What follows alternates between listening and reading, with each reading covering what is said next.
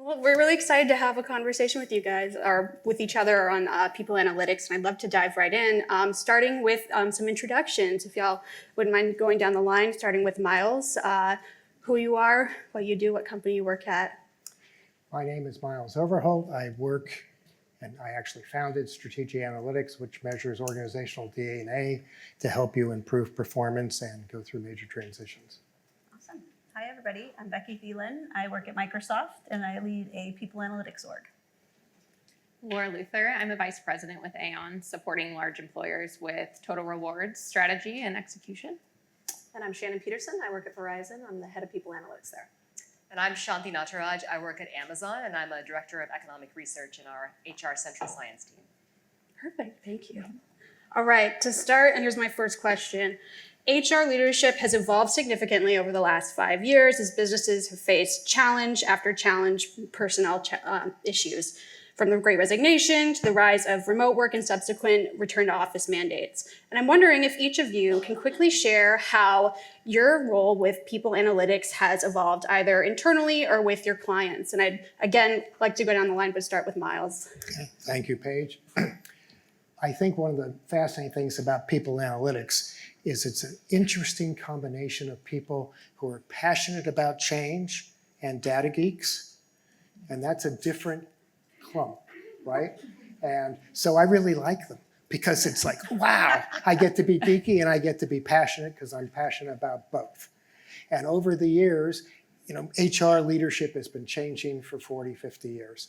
If you read your history, and we get back to the days when Dave Ulrich was talking about having a seat at the table, and clearly HR and people analytics puts you there if you use it. And I think we're moving from, we wanted a seat at the table, then we wanted to be there, and now we're ready for strategic HR. And I've heard all of you mention strategic HR as I've been talking to you this morning. To me, that's very exciting, and that's where the field's going. To add on to that one, from a people analytics role of what we're playing in these big milestone moments or decisions that we've had the opportunity to play in each of them. And there are some of which in a very proactive way and some in a very fast reactive way to check out what's going on with the Great Resignation. Let's use that one for an example. We didn't see some of the same trends inside Microsoft. So some of it was a bit of a myth bust moment, right? And to inform our senior leadership team on what we're seeing and get more precise versus kind of just taking that gut feeling of what's going on, right? And so we've had a chance to play in each of those major decisions with our senior leadership team and learn a lot along the way. Data, I'm a huge fan of it, being the role that we're in, but it has changed the conversation significantly. Yeah. And I think, there's so much scrutiny right now on cost. And when I think about my role in trying to support total rewards and total rewards optimization, I think we're being pushed more than ever to deliver quality and really holistic data sets to support that data-backed strategy and the data-driven decision-making at the employer level. Yeah, echo all of that. And I would say, even thinking about the last 5 years, we've also seen not only are we analyzing HR data, meaning the people and basic HR data at the basis, but also we're getting into the business data, looking at the coding, how fast are we coding, what's the quality of it, connecting to other data sources. And so we're working to democratize that data output too, sharing it out with the broader rest of the company as well. So I think it's the shift there. I'll just double down on what Miles said and say I'm one of the data geeks. And so one of the things I've found has been really valuable over the last 5 years is just the extent to which the science and the tech are making the work that we can do with analytics so much more powerful. So I'll give you an example. Amazon has hundreds of warehouses throughout the world. And 5-10 years ago, we used to have whiteboards where an employee could go and write something on there, a question, a concern, and then a manager could go read it and then respond to them, right? How did I respond to this? Hey, I hear you, kudos, whatever. Over the last 5 years, we've actually digitized that experience. So now employees can go in on an app on their phone, in their kiosks, type in that comment, and managers can still see and respond to it. But the really cool and powerful thing is that site leadership and analytics teams can then take, anonymize, and use natural language processing on those data so that we can see from a central perspective what are the ways that, what are the major pain points that we're seeing across the board? Are there trends that we should be getting ahead of so we can really, get in front of those trends and help employees to really thrive in their jobs? And I love that you're doing that. It's not a survey that's going out. They're just, Yep. so they're opting in to going to get Exactly. that feedback when they need to. Yeah. I like that. That's good. Super interesting. And with the wealth of data that you guys have, Shanti and Shannon, in our previous prep conversations, you both mentioned having to navigate complexities within your workforce and their expectations, whether that's generational differences or salaried workers versus hourly workers. And I'm wondering, how do you account for these nuances when looking for insights in data? Shanti, I'd love to start with you, and then I'll go to Shannon. Yeah, I would say at Amazon, the philosophy is always about customer obsession and working backwards from the customer. And we I think about applying that exact same philosophy in this case. What a software engineer needs to thrive in their job is very different from what a program manager needs, is different from what a data warehouse worker needs, is different from what a production employee in one of our warehouses needs. And so we always start by figuring out what it is that the specific segment of employees that we're trying to serve or to help needs, and then working back from that to build programs or trainings or whatever else it is that they need.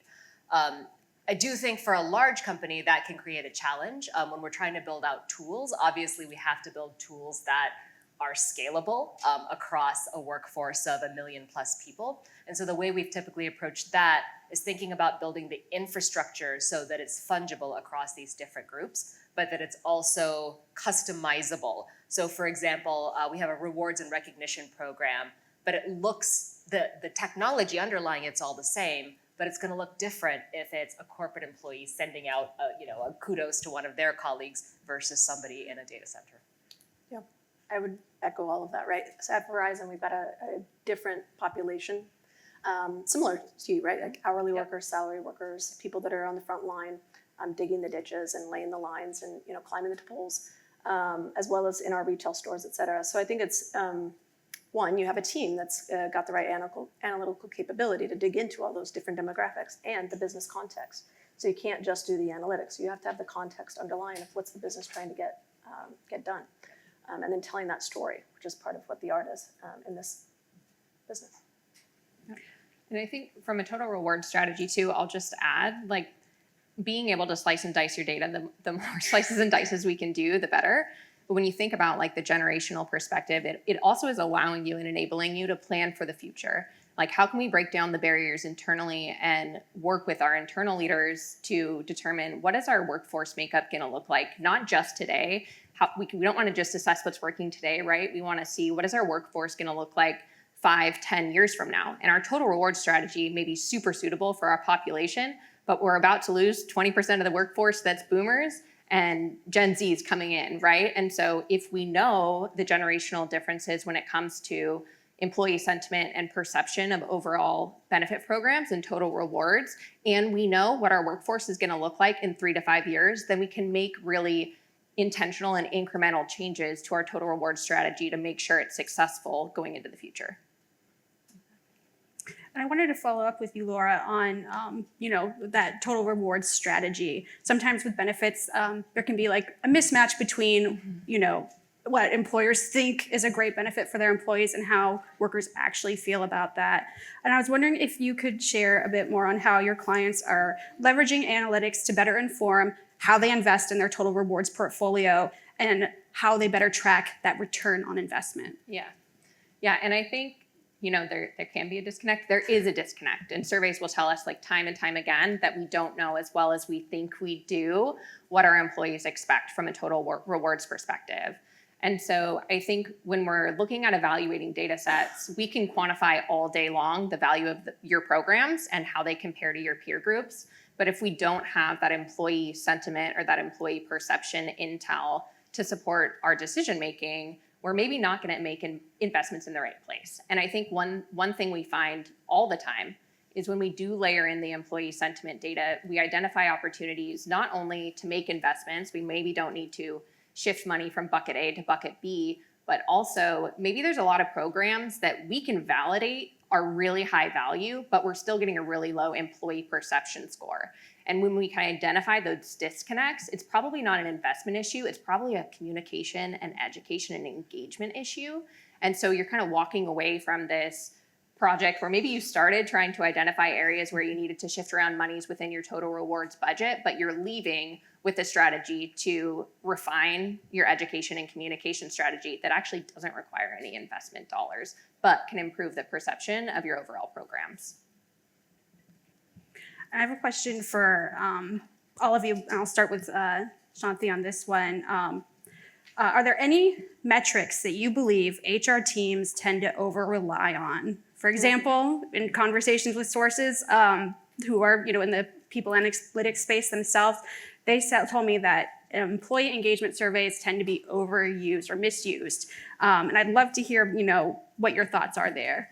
Shanti, I'll start with you. You're nodding. Yeah, it's a great question. I will say, and I don't think this is specific to HR teams. I think project teams, program teams, product teams, whoever, we often index on a couple of metrics. One is participation rates, right? I launched a training, 700 people showed up. Wow, what a successful training, right? Which is great. That's as a first pass, as like a first level output, you should absolutely look for people to show up to the training that you launched.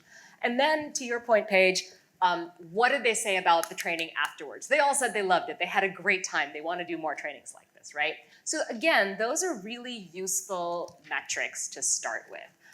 But one of the big things that my team does as the data geeks is push and work with program and project teams to take it one step, 2 steps, 3 steps further, right? To say, great, you launched this program, but again, working backwards, like what was the goal of the program? Were you trying to improve knowledge about a specific set of policies? Were you trying to reduce attrition among a certain population? Were you trying to improve the sort of satisfaction of the managers who took the training?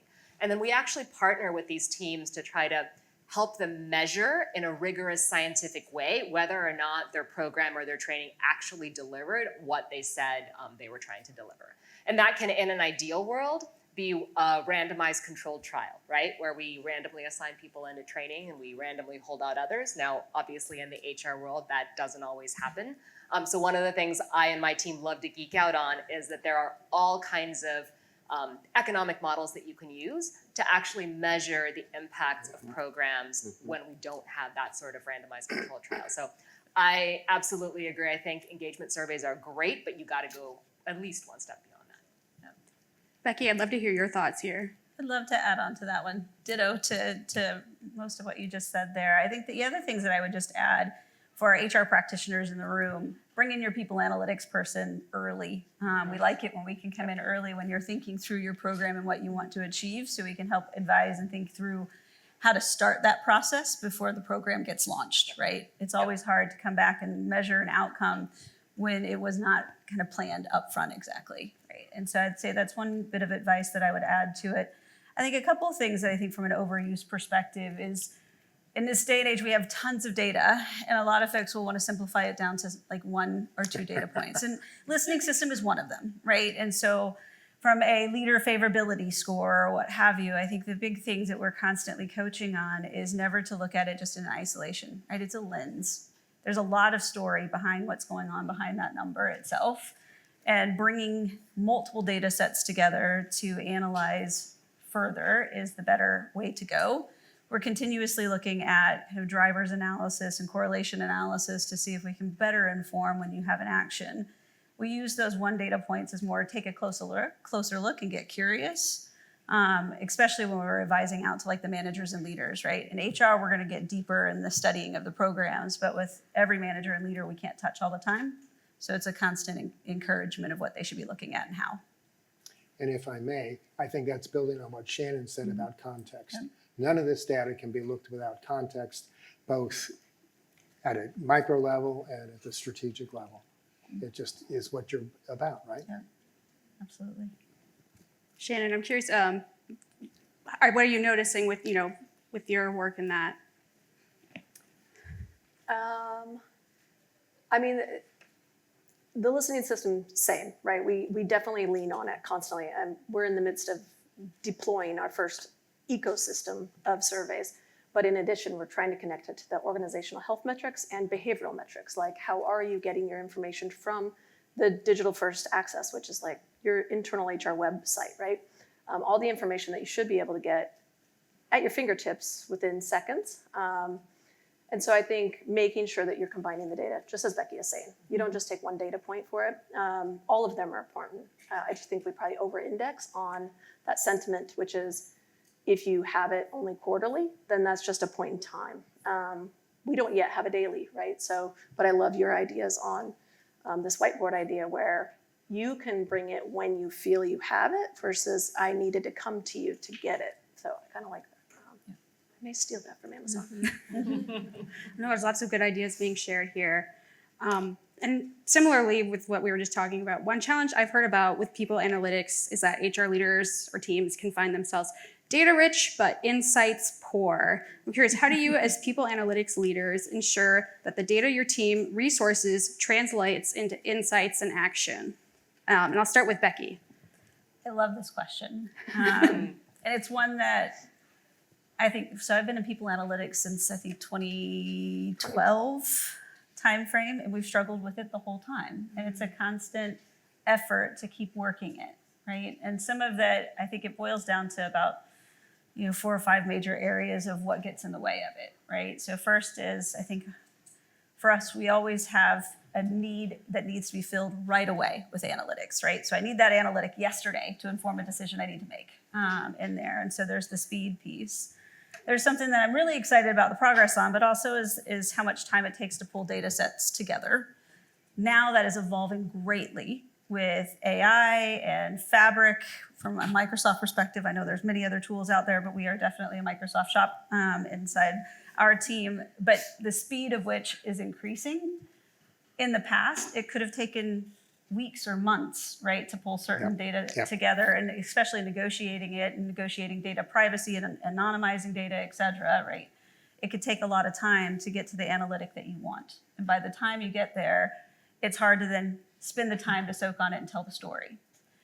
I also say too, there's a challenge between, you have amazing analysts on the teams, but not every analyst can tell the story. And telling the story as the person that you need to deliver it to make the action or decision. So maybe that's the senior leadership team for the company. Maybe that is the CHRO or what have you. Speaking to it in a way that's going to resonate for how they can take action is not always easy in that speeding time itself. And then there's visualization. Actually, somebody on my team today is fantastic that's here in the audience. It's great at visualization. But having that kind of skill set across the team and having that balance is very important. And then having the time and the prioritization to have the right time. With today's age, there's more questions that come in than we can possibly answer on our team. We're using AI to expand that and our technology to expand that, but it's a constant prioritization to be able to do the right insights for the right questions.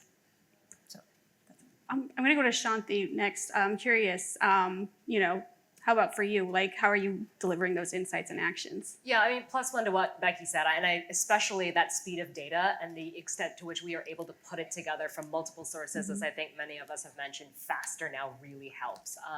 I think adding on to that, I think the other important piece, and this goes to this idea Becky noted about telling a story, right? Like actually being able to say to a senior leader, here's what these data mean for you and the decision you have to make. We always like to start with an overarching framework. So the general framework that we have when I think about how my team does work is, if you think about an employee, they get dozens of inputs from sources every day inside and outside the workplace, right? So in the workplace, they get inputs from who their manager is, who their peers are, what the policies and programs of the company are. But they also get a lot of external inputs. That could just be, if we are seeing somebody who's having a bad day, it might just be because of something that's happening outside of work. It might be because the job market in their local area is getting, hotter, and so they're more likely to leave.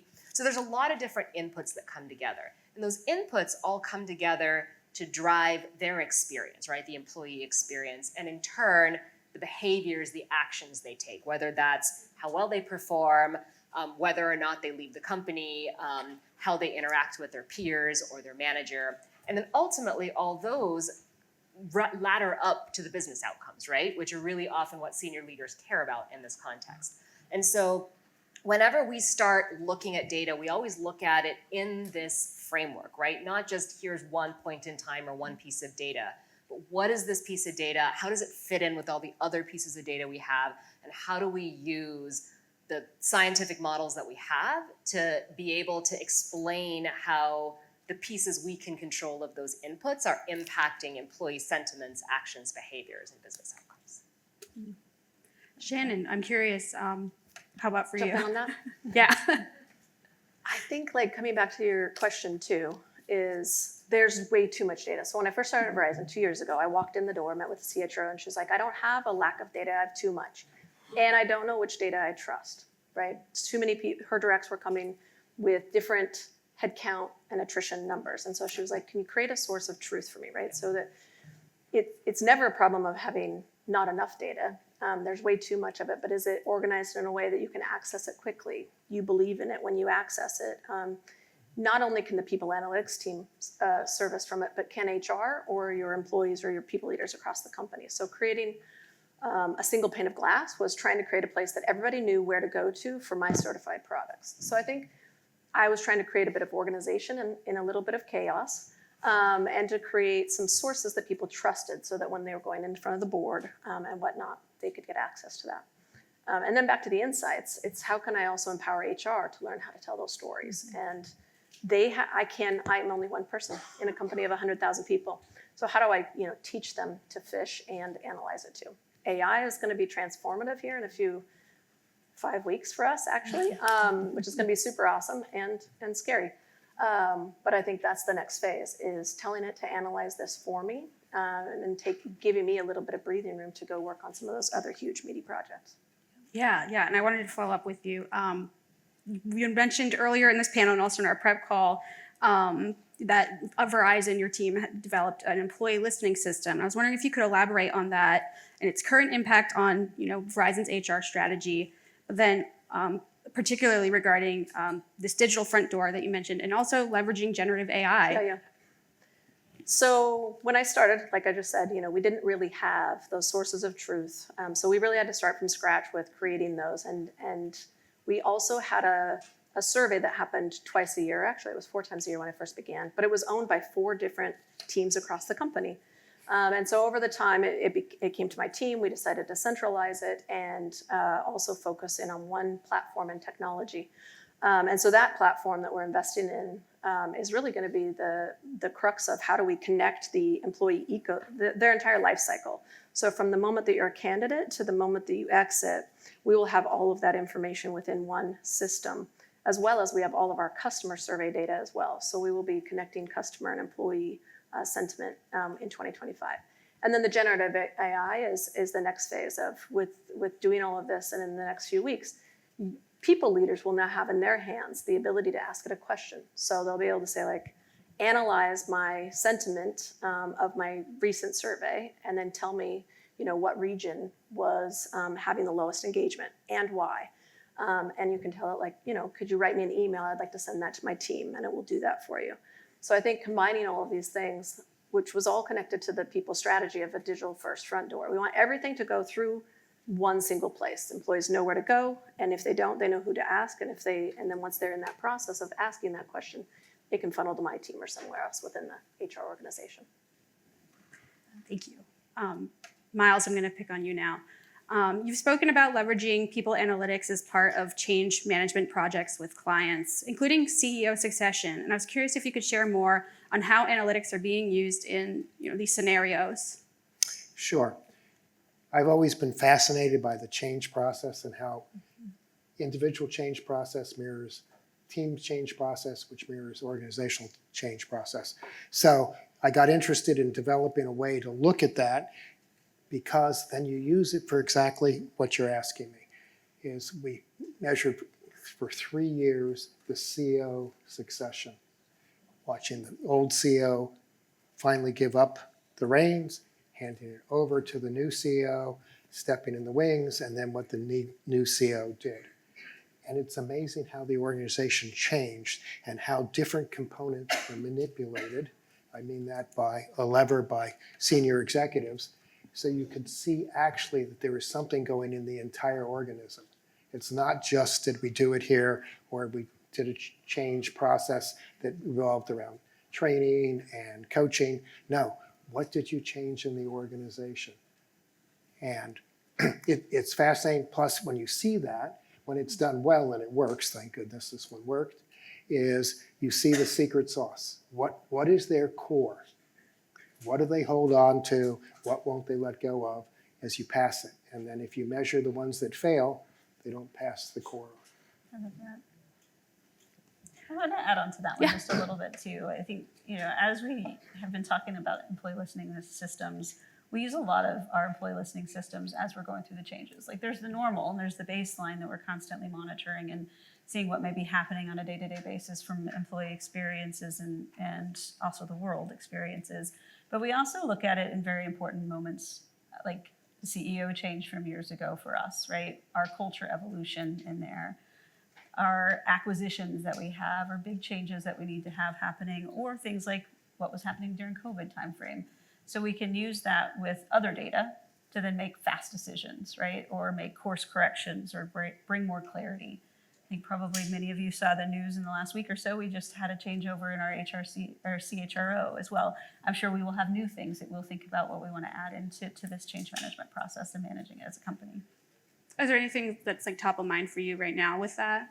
I'd say for us, we're constantly checking, do we have all the right questions and evolving them. I think we're turning 50 this year from a company perspective. So we have some new questions that are related to our evolution over the year and our culture and where we're at from everything from manager behaviors, inclusive behaviors that we want to monitor. And we'll intentionally tune those questions over the years to see, one, do we have understanding in certain item that we're driving? Then do we have kind of the witnessing of actual behavior change occurring? And then how is that showing up in impact? And so lots of ways to work it in a very nuanced way. And I'll follow up with you again.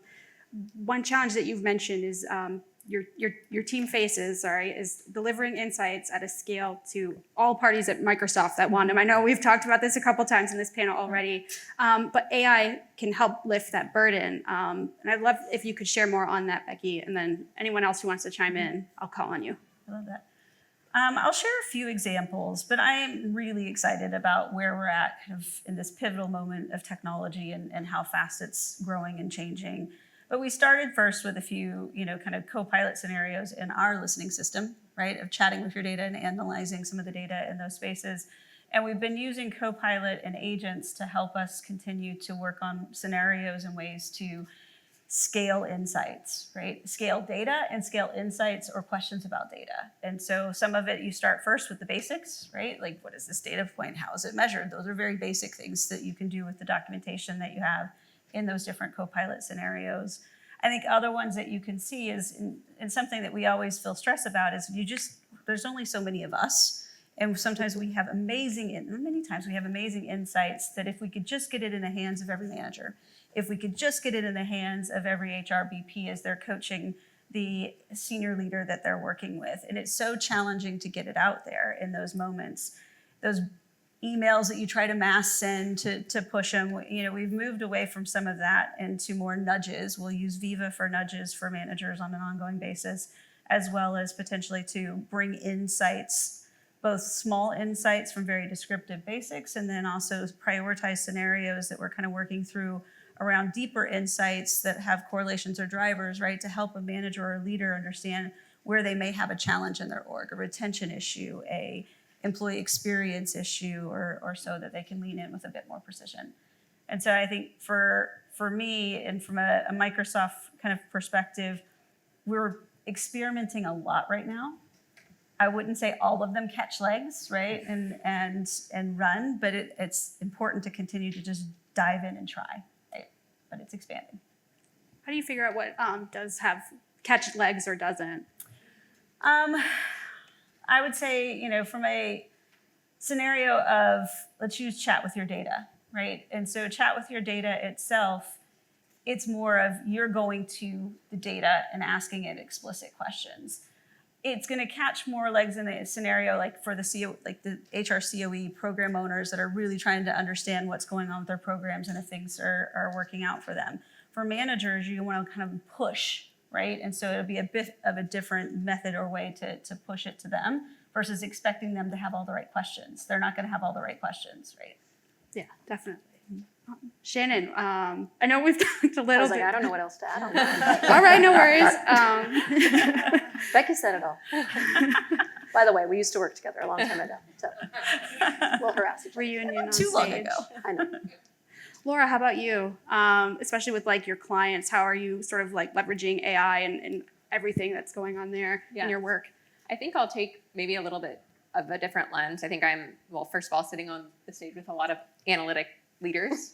And I think there's probably a lot of you in the audience that don't have an analytics background that are in the HR space. And I think when we say AI, like I can almost feel that our clients and employers, they're like, oh, we don't want to talk about that. Like that feels really uncomfortable. And I found myself in that position too. I think, you know, the other maybe nuance for a lot of you in the audience is that you don't have the scale of a Microsoft or an Amazon or Verizon. So if you're in more like the mid-market space and you don't have vast, you know, analytical resource at your hands, I think there's also a ton of work that we can do in trying to create an inventory of how all of our vendor partners that are supporting the execution, and when I'm thinking execution of total rewards programs, because we heavily rely on vendor partners to do our retirement and benefits and compensation, how can we inventory how they're all using AI and how potentially all of those silos are touching our data? As maybe different partners across total rewards are touching our data, and is there an opportunity for consolidation so that we have potentially less partners that are touching our data and can be more aligned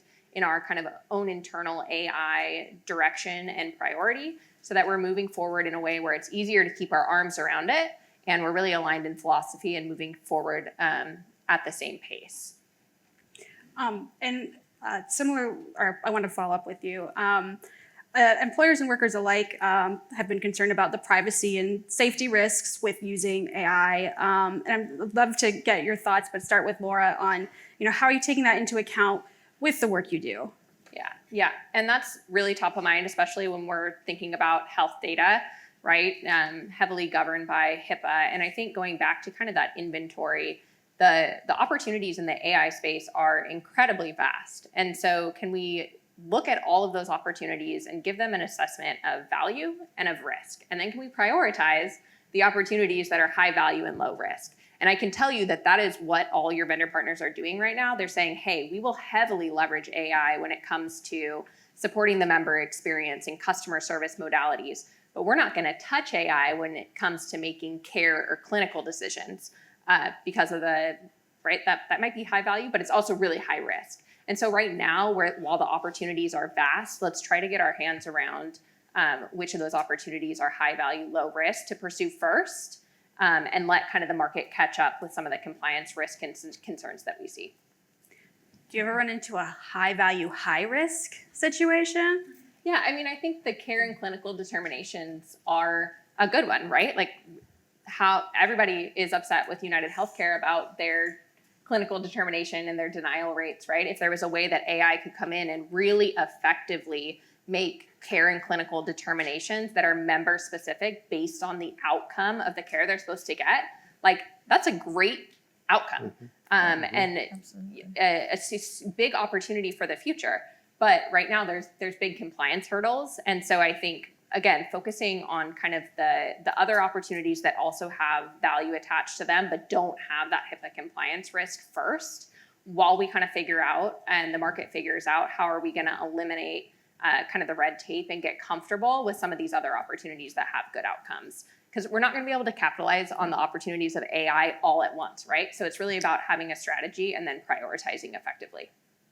And I'd love to hear for folks who work internally, you know, how are you taking into account the privacy and safety risks that, you know, concerns that people have? Shannon, I'd love to start with you. Yeah, I was sitting here thinking, I was like, there's a couple of things that we are doing. One is we have a centralized AI department, and from across the entire company, it's kind of like a certification process. You come in, you have to write your case out, you have to talk about, you know, the parameters of security that will come with whatever LLM you're bringing in.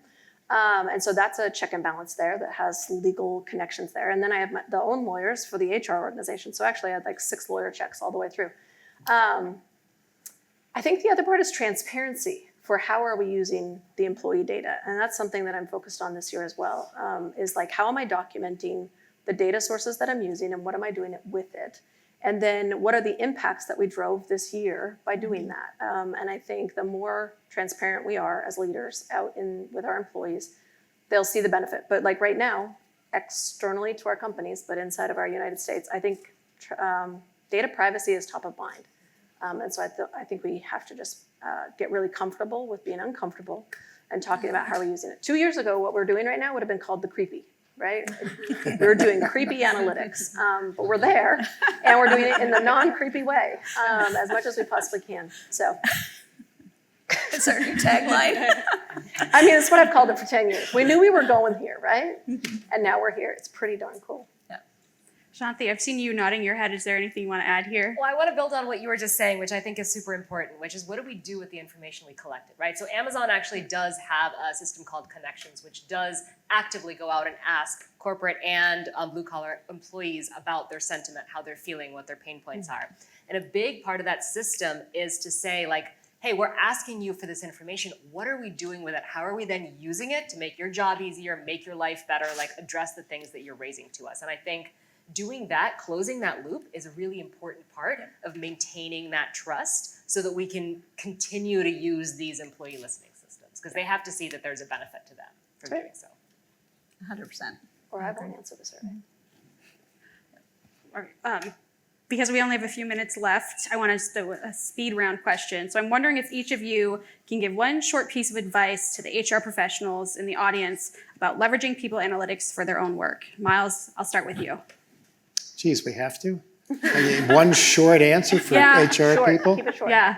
No pressure. No, not at all. My only answer that makes sense to me is be true to who you are. It's really tough to be an HR person. I do not think it's an easy function to work in. It is a tough job for sure. I'm going to add 2 things. One, I'm going to say embrace questions that you tried to ask in the past that were too difficult to answer with people analytics in the past because things have evolved. And so we just had some new answers of data that we would have never been able to join and kind of do the analytic the way we were able to recently. And so embrace that. And then also I'll tack on, I loved your example around the low risk piece. Don't lean into the AI space and lean into what it can do. It is a bit nerve-wracking. Start with the low risk spaces first and data governance and having that great advisory board.